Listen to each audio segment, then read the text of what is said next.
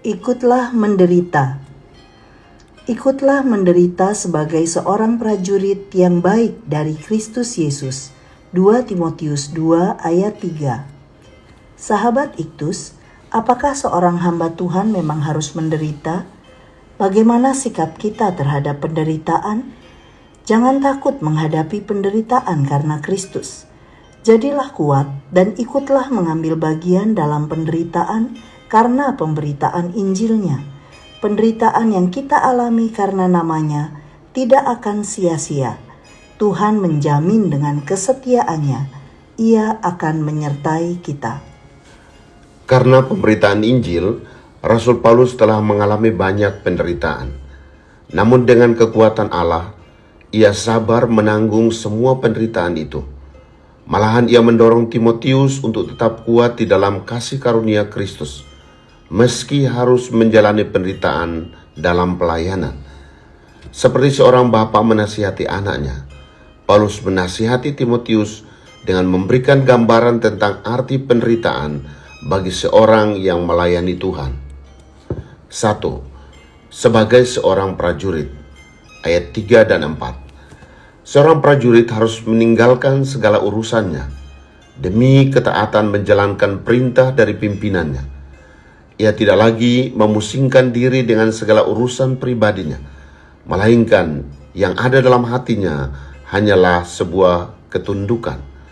Seorang prajurit adalah gambaran kerelaan penuh untuk menderita dalam pelayanan kepada Tuhan. Bahkan menjadi bangga jika harus mati dalam ketaatan menjalankan perintah Tuhan.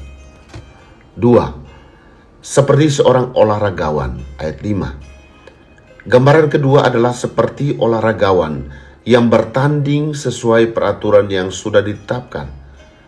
Seorang olahragawan hanya dapat memperoleh hadiah sebagai juara apabila ia memiliki disiplin diri dalam menjalankan semua ketentuan pertandingan.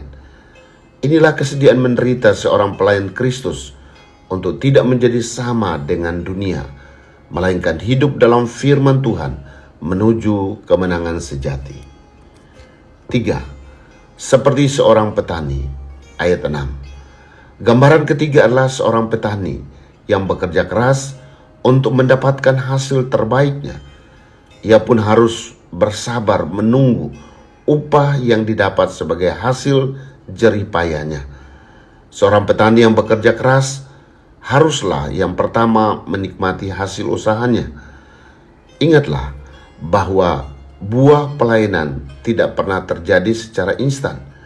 Seorang pelayan Tuhan harus bersabar menantikan buah dari pelayanan yang telah dipupuk dan dirawatnya, hingga akhirnya beroleh sukacita karena mendapatkan buah yang bernilai kekal. Sahabat Iktus yang dikasihi Tuhan, apakah aku rela menderita demi ketaatanku kepada kehendak Allah? Apakah aku rela menderita untuk hidup sesuai firman Allah dan tidak menjadi serupa dengan dunia? Apakah penderitaan Kristus mendorongku untuk bekerja lebih keras lagi dalam pelayanan demi penuaian yang maksimal? Tuhan Yesus, aku menerima panggilan-Mu untuk menderita bagimu. Aku tidak menjadi takut menghadapinya karena aku percaya bahwa penderitaan yang kualami mengerjakan kemuliaan kekal bagi kehormatan-Mu. Ya Tuhan, seperti seorang prajurit, aku hanya ingin menyenangkan hati-Mu. Seperti seorang olahragawan, aku berjuang demi mahkota kemuliaan yang telah disediakan bagiku. Seperti seorang petani, aku mau bersabar menanti buah yang bernilai kekal. Amin. Merupakan hak istimewa bagiku jika aku diizinkan mencicipi sedikit saja dari penderitaan Kristus.